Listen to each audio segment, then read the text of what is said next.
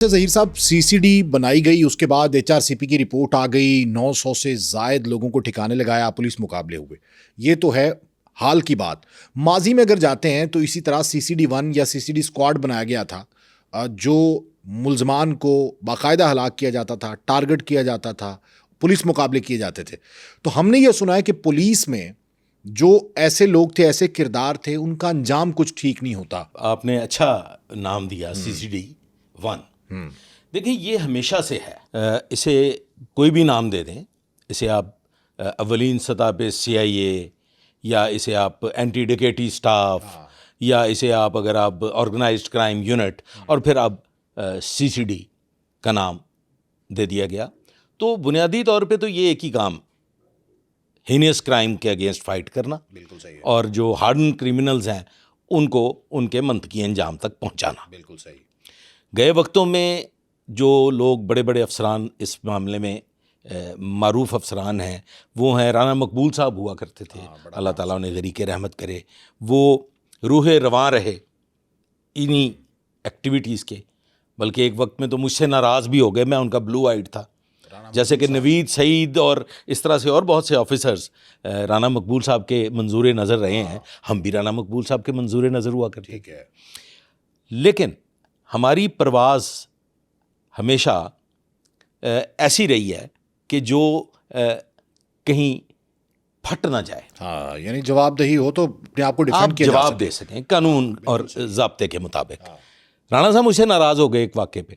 हमने एक बड़ा ख़तरनाक किस्म का इश्तहारी डाकू पकड़ा। उस डाकू के साथी को, ये था मुनव्वर, जो बड़ा मशहूर, मुनव्वरी बड़ा मशहूर गैंग हुआ, उसे हमने अरेस्ट करना था। मुनव्वर को अरेस्ट करने के लिए हम गए। उसके दस्ते रास हैदर उर्फ हैदरी, ये रायवन रोड और ये सत्तो कतला और हंजरवाल और मांगा मंडी तक जिनकी मार हुआ करती थी, राहजनी करते थे, हाईवे रॉबरीज करते थे, ट्रकों को लूट लिया करते थे, तो वो गैंग था। ठीक है। साथी को अरेस्ट करने के लिए गए, वहाँ पे मुकाबला हो गया। मुकाबला किस नौइयत का हुआ कि वो पूरे का पूरा गांव प्रोटेक्शन देता था उन लोगों को, अपने क्रिमिनल्स को। ठीक है। और वो वहीं के रहने वाले थे। निशानदेही पे हम गए थे हैदरी के। मुनव्वर को अरेस्ट करना था। जब वहाँ पे हम पहुँचे तो पूरे का पूरा गांव हमारे मद्दे मुकाबला आ गया। बिल्कुल सही है। शदीद किस्म की घमसान की जंग हुई। हम मुख्तसर लोग थे, मतलब फायर नहीं चले, वैसे घमसान की जंग। ठीक है। उस घमसान की जंग में नतीजतन हैदरी भी हमारे साथ था। गांव की खवातीन भी हमलावर हो गई। और जब खवातीन हमलावर हो जाएं तो आप बहुत बेहतर समझते हैं कि सूरत हाल क्या हो सकती है। वायरलेस पे हमने अनाउंस कर दिया। राना मकबूल साहब हमारे SSP थे। वायरलेस पे वापसी जवाब आया कि डट के मुकाबला करना है, तकड़े होकर मुकाबला करना है, और मुल्ज़मान जो हैं, ये जो डाकू हैं, इनको इनके अंजाम तक पहुंचाना है। ये वायरलेस मैसेज SSP लाहौर की जानिब से रवां दवां था। ठीक है। और भी बहुत सी सरकारी गाड़ियां मदद के लिए वहां पहुंच गईं। बहरकैफ हम उस मामले में कामयाब हो गए। मैंने मुसलसल वहां पे तकरीबन कोई 22 मिनट तक एयर में फायर किया, मुसलसल गांव को रोके रखने के लिए। मेरे साथ जो मेरे 4 जवान थे वो भी तकड़े जवान थे। हमने मुल्ज़मान को हाथों से नहीं जाने दिया। लाला रोशन हमारे साथ एक बड़े मशहूर व मारूफ किरदार हुआ है पुलिस का, बड़ा तगड़ा अफसर था, वो मेरे दस्ते रास थे। उन्होंने पूरा भरपूर मेरा साथ दिया। कमर से कमर मिला के हमने वहाँ मुकाबला किया और हम उनको वहाँ से मुनव्वरी को लाने में कामयाब हो गए। लेकिन वायरलेस पे वो मैसेज मुसलसल चल रहा था कि डट कि मुकाबला जारी रहना चाहिए, डट के मुकाबला। ये मैसेज था SSP राना मकबूल साहब का मैसेज ठीक था। है। यकीन कीजिएगा, मैं मैसेज दे रहा हूँ कि सर मुल्ज़मान गिरफ्तार कर लिए, मुल्ज़मान मेरी हिरासत में है और हम रवाना हैं जनाब अपने हेडक्वार्टर के लिए। लेकिन मुझे आगे से वायरलेस ये मैसेज मिलता था। मैं समझ नहीं पा रहा था, मतलब मेरे मैं असल में वहाँ सूरत हाल कुछ इस किस्म की थी कि वैसे ही आप वो मुकाबला समझ रहे थे। मैं वो मुकाबला समझ रहा था और मैं बता रहा हूँ कि नहीं सर, हम अब कामयाब हो चुके हैं और हम वहाँ से निकल आए हैं। और असलम साई साहब अपनी मुजाहिद स्क्वाड के साथ घेरा डाल लिया। मतलब मैं मॉब से लेके मुल्ज़मान को निकल आया हूँ, मेरा टारगेट पूरा हो गया। लेकिन वहाँ से फिर मैसेज आ रहा है राना मकबूल साहब का, मुकाबला जारी रहना चाहिए और डट के करना है। मैं मुल्ज़मान को लेके पहुँच गया। मेरे ASP थे एहसन महबूब, उनको जाके बताई सारी सूरत हाल, तो वो कहने लगे राणा साहब ते नाराज़ हो गए, पुत्र तू आप पे निपटना है। 15 दिन राणा मकबूल साहब, जिनका मैं इंतहाई महबूब मातहत था, मुझसे वालहाना इश्क करते थे, अल्लाह ताला उन्हें जन्नत नसीब करे, मुझसे नाराज़ हुए इस बात पे कि ये जिंदा कैसे आ गए। हाँ, कि मैं बार बार तुम्हें कह रहा मैं कह रहा हूँ और तुम्हें बात नहीं समझ। मैंने कहा सर ऑनेस्टली स्पीकिंग मुझे ये समझ में नहीं आया। हाँ, और वैसे भी अगर समझ में आ जाता, मेरे क्रेडिट पे कोई ऐसा एनकाउंटर नहीं है। अच्छा, आपने इनकार ही किया नो, कोई ऐसा एनकाउंटर नहीं है जिसमें मैंने बंदा पकड़ लिया है। और फिर मारा है। एक ऐसी चीज़ है जिसमें ज़मीर मुतमईन होता है कि जब कहीं रेप हुआ हो बहनों का, बेटियों हाँ, का, बिल्कुल सही है, तो फिर तो ज़मीर मुतमईन है कि उनके लिए सजाए मौत है, लिख दिया गया, वो लुक़्मा अजल बने। बिल्कुल सही है। तो राना मकबूल साहब के दौर में, अहमद रज़ा ताहिर साहब के दौर में, हाजी हबीबुर रहमान साहब के दौर में, और फिर बादहू पुलिस एनकाउंटर्स होते रहे। सीसीडी का और सीसीडी 1 का, अच्छा नाम दिया आपने, बड़ा मज़ा आया। इनमें फ़र्क क्या था? हाँ, ये सीसीडी बनने से पहले सीसीडी 1 के लोगों को हमने डिस्कस करना है। हाँ, कि माजी में उन्होंने क्या किया और उसके बाद उनके साथ क्या हुआ। क्या हुआ?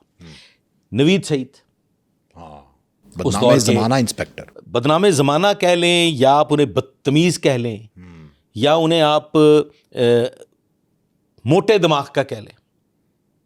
नवीद सईद के क्रेडिट पे कोई 3 से चौथा एनकाउंटर नहीं है। अच्छा, तो इतना मशहूर क्यों हुआ? उनकी मशहूरी की चंद एक वजूहात हैं।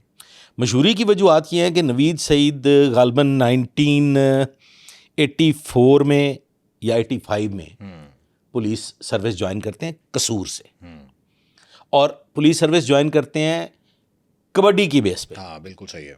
पहलवानी की बेस पे। हालांकि वो खिलाड़ी नहीं थे, एक पुलिस ऑफिसर थे, वो कबड्डर थे। उनके साथ बरादरी सिस्टम के तहत उन्होंने नवीद सईद को अच्छे ओबलाइज तकड़ा, किया गया। नहीं वैसे था तकड़ा, हाँ, पूरा पहलवान था। ठीक है। नवीद सईद को पुलिस सर्विस ज्वाइन हो गए बतौर assistant, temporary assistant sub inspector, TASI। और फिर उसके बाद एक कबड्डी की टीम थी, वो जीती, तो उसमें नवीद सईद साहब जो हैं वो प्रमोट भी हो गए बड़ी जल्दी, वो सब इंस्पेक्टर हो गए। नवीद सईद साहब का क्या खासा था कि वो पंगा लिया करते थे। मतलब जैसे एक ड्यूटी के दौरान करबला गामे शाह, बड़ा मशहूर हुआ वाकया, ड्यूटी पे थे और वहाँ पे इत्तफाकन आबिद बॉक्सर, हाँ, ये या आबिद बॉक्सर लोहारी था या नवीद सईद लोहारी थे, और ये उसी ड्यूटी लगी करबला गामे। करबला गामे शाह ड्यूटी पे हैं, मुहर्रम के दिनों में। दोनों SHO साहबान मुहर्रम के। ठीक है। वहाँ पे गुलाम मुस्तफ़ा खर, एक बहुत नामवर गवर्नर पंजाब हुए, गुलाम मुस्तफ़ा खर साहब तशरीफ़ ले आए। अच्छा, नवीद सईद उस गेट पे खड़ा था, बिल्कुल करबला गामे शाह के सामने, हाँ, बिल्कुल चौक सही है। में। गाड़ी में बड़ा वेपन था, मीन्स के AK-47 गाड़ी में नजर आई। नवीद सईद ने गाड़ी रोक ली। और पता भी है नवीद सईद को कि गवर्नर की गाड़ी है। अब ये अल्लाह बेहतर जानता है, वो आज दुनिया में मौजूद नहीं है, लेकिन वहाँ जो वाकया पेश आया वो सुनने लायक है। हाँ, नवीद सईद ने गाड़ी रोकी, गाड़ी का शीशा नीचे हुआ, मर्सिडीज़ गाड़ी है, वो जो एग्जेक्टिव कार। उन्होंने कहा कि मैं गुलाम मुस्तफ़ा खर हूँ और मैं गवर्नर पंजाब हूँ। उन्होंने कहा मैं नहीं तन जानता। नवीद सईद ने कहा। उन्होंने कहा मैं नहीं जानता, ए क्लाशनकोव का लाइसेंस दे। उन्होंने कहा मैं ऑथराइज्ड हूँ बीइंग गवर्नर पंजाब, ये वेपन्स मेरे लाइसेंस्ड वेपन्स हैं जो हुकूमत पाकिस्तान की तरफ मंजूरी के तहत मेरे पास मौजूद हैं। And who the hell are you? उन्होंने कहा मेरा नाम नवीद सईद है। तो इन्होंने असले का लाइसेंस मंगा, या मैनू की पता तू कौन है? कई कहते ने असी गवर्नर है। नवीद सईद ने कहा गवर्नर पंजाब को, और वायरलेस पे अनाउंस किया नवीद सईद ने कि ये कोई गुलाम मुस्तफ़ा खर है और ये कहता है कि जी मैं गवर्नर पंजाब हूँ और इसके पास वेपन है AK-47, और मैं जाने नहीं दे रहा इन्हें, और मैंने नहीं इन्हें जाने देना, ये मुझसे लड़ रहे हैं। ये वायरलेस पैगाम सुन के उमर सलीम चीमा थे SP सामने लोअर माल, हाँ, वही ऑफिस था, वो वहाँ पहुंचे भागे दौड़ते हुए वहाँ पहुँचे। उन्होंने आगे सल्यूट किया गवर्नर साहब को, और वो उन्हें कहा कि जी आप जा सकते हैं। गवर्नर गुलाम मुस्तफ़ा खर ने नवीद सईद को गाली दी। हाँ, वो टेढ़ी तबीयत के मालिक थे वो भी। नवीद सईद ने, या मैं वो गाली दे नहीं सकता, नवीद सईद ने वापसी गाली दी। ना करें सर ये आबिद बख्शर सलामत हैं, हाँ, वो विटनेस है इस वाक़े के, और ये ज़बाने ज़दे खासो आम हुआ। हम तक जब ये बात पहुंची, हमारे लिए ये कोई इतनी बड़ी वो बात नहीं क्योंकि थी, आप नवीद सईद को जानते वो थे। जानते थे। अच्छा, गवर्नर पंजाब गुलाम मुस्तफा खर की गाड़ी में असला था, वेपन थे, वेपन थे, जो होते हैं। और उसको गाड़ी को रोका नवीद सईद ने। गुलाम मुस्तफा खर ने गाली दी तो जवाबन नवीद सईद ने जी भी जी, गाली नवीद सईद ने गाली दी। Naveed Saeed was SHO Shahdara. हाँ अब ये मैं वजह बता रहा हूँ कि नवीद सईद की जो वजह शोहरत है, हाँ, वो वजह शोहरत, इनकाउंटर्स नहीं है। एनकाउंटर्स उसकी वजह शोहरत नहीं है। हूड़ मत होना, बदतमीज होना। पित्ता उसका यकीनन बड़ा मजबूत था। उसने कौन सी जगह है जहां उसने पंगा नहीं लिया? ट्रेनिंग सेंटर में ट्रेनिंग कर रहा था, एक इंक्वायरी आ गई। उस इंक्वायरी के सिलसिले में वलायत शाह थे DSP हेडक्वार्टर, बड़े शरीफ आदमी। वलायत शाह साहब इंक्वायरी के लिए आए, कोई तलखी हुई, नवीद सईद ने कुंडी लगा ली अंदर से। और इंक्वायरी नवीद सईद की होनी थी। अभी नवीद सईद की इंक्वायरी थी। नवीद सईद ने लंबा डाल के वलायत शाह को इतना मारा कि वो बेहाल हो गए। वलायत शाह DSP थे, और ये सब इंस्पेक्टर, एक सब इंस्पेक्टर ने DSP को कमरा बंद करके पीटा। नतीजतन वलायत शाह भी सस्पेंड हुए, नवीद सईद भी सस्पेंड हुए। और मजे की बात यह है कि नवीद सईद पहले रीइंस्टेट हो गए, हाँ, वलायत शाह बाद में रीइंस्टेट हुए।